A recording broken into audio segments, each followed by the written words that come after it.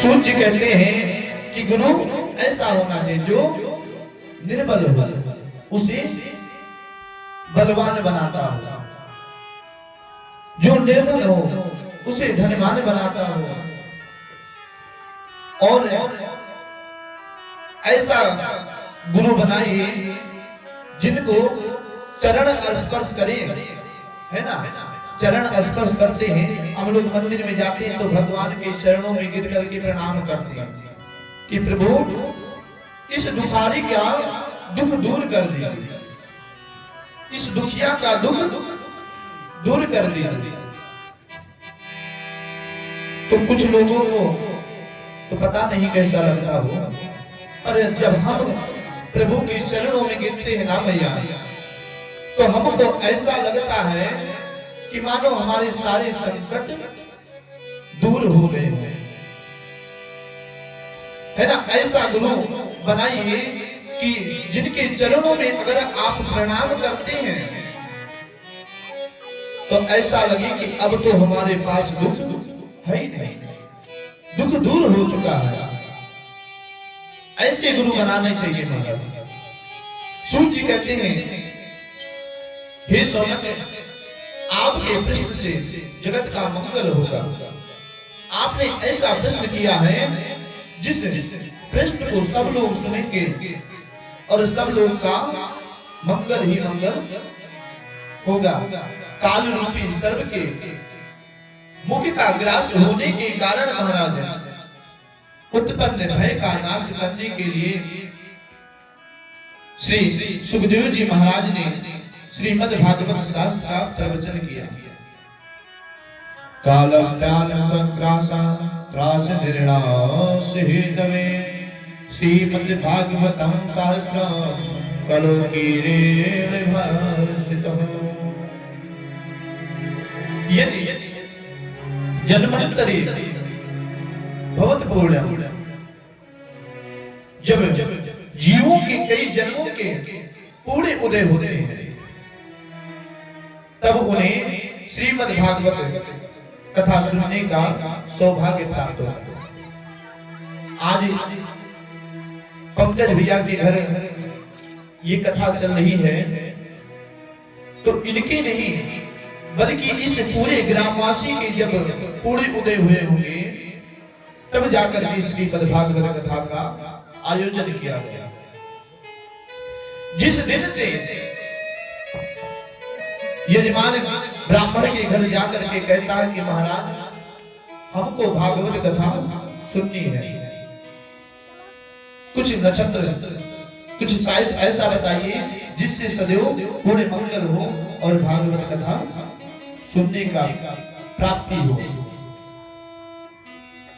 उसके एक सप्ताह पहले से ही नारद जी आकर के आपके मन में विचरण करने लगते हैं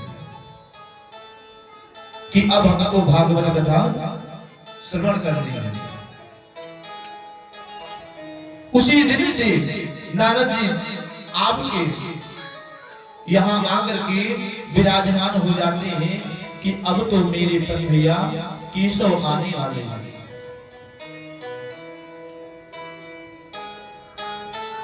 उसी दिन से हर दिन आपको एक एक दिन बड़ा लगने लगता है। सूत जी कहते हैं, परिचिते कथावाकं सभायां संस्थिते सुखे सुधाकुंभं गृहीस्तेवो देवस्तं समागमम्। जब श्री सुखदेव जी परीक्षित श्रीमद् भागवत कथा सुन रहे थे तब सब देवता अमृत का कलश लेकर के आते हैं।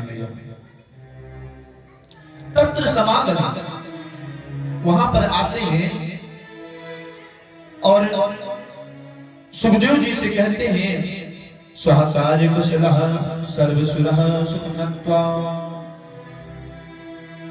मतलब अपना काम बनाने में निपुण देवताओं ने सुखदेव जी से कहते हैं, प्रणाम करके कहा कि इमं शुद्धं गृहीते वो कथा शुद्धं प्रियस्वः। हे महाराज, ये अमृत का कलश ले लीजिए। अमृत का कलश लेकर के आप परीक्षित को पिला दीजिए। परीक्षित जी अमर हो जाएंगे। और ये जो भागवत रूपी कथा आप इनको श्रवण कराने जा रहे हैं महाराज, वो कथा आप हमें सुना दीजिए। इस दशा में आपका कार्य भी सफल हो जाएगा। परीक्षित को एक सप्ताह ही बाद मृत्यु होनी है, अमृत पी लेंगे तो वो अमर हो जाएंगे। सुखदेव जी हंसते हुए सोचते हैं, मन में विचार करते हैं कि देवता लोग कितने चतुर हैं। क्वा सुधा क्वा कथा लोके क्वा कचा क्वा मणिमयः। कहां तो ये कांच और कहां मणि। कांच और मणि की तुलना की जा सकती है भैया, किया जाता है। मणि की दाम आप नहीं दे पाए, लेकिन कांच की दाम आप जरूर ले जाएंगे, है ना। उसी प्रकार कहां तो ये अमृत का कलश है और कहां ये भागवत रूपी भगवान।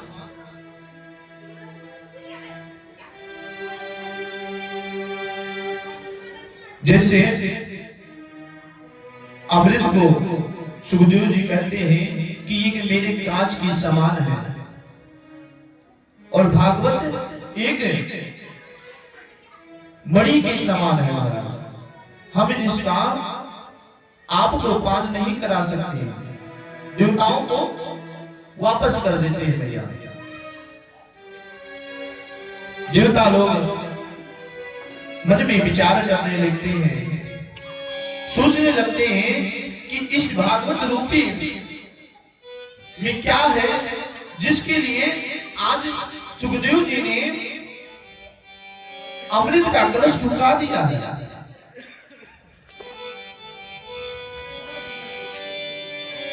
तुरंत सब लोग एकत्र होकर के देवता ब्रह्मा जी के पास में चले जाते हैं। ब्रह्मा जी से अनुरोध करने लगे कि हे परमात्मा, हे परमपिता, इस भागवत में क्या है जिसकी वजह से अमृत का कलश सुखदेव जी ने ठुकरा दिया कि हम राजा परीक्षित को ये पिला नहीं सकते हैं। इसका संशय मिटाइए महाराज। ब्रह्मा जी धराधाम पर आते हैं और आकर के सुखदेव जी से प्रार्थना करते हैं कि महाराज, इस भागवत रूपी में क्या रखा हुआ है जिसकी वजह से आप अमृत का कलश ठुकरा रहे हैं। देवताओं ने ब्रह्मा जी से जैसे ही कहा, ब्रह्मा जी आए और सुखदेव जी ने कहा कि महाराज, हम आपके देवताओं को पहले ही बता चुके हैं, ये अमृत हमको एक कांच के समान दिखाई पड़ रहा है। ब्रह्मा जी ने एक तौल बांध दिया, तराजू है ना, बांध दिया और एक पल्ले पर भागवत जी को स्थापित किया और दूसरे पर अमृत का कलश।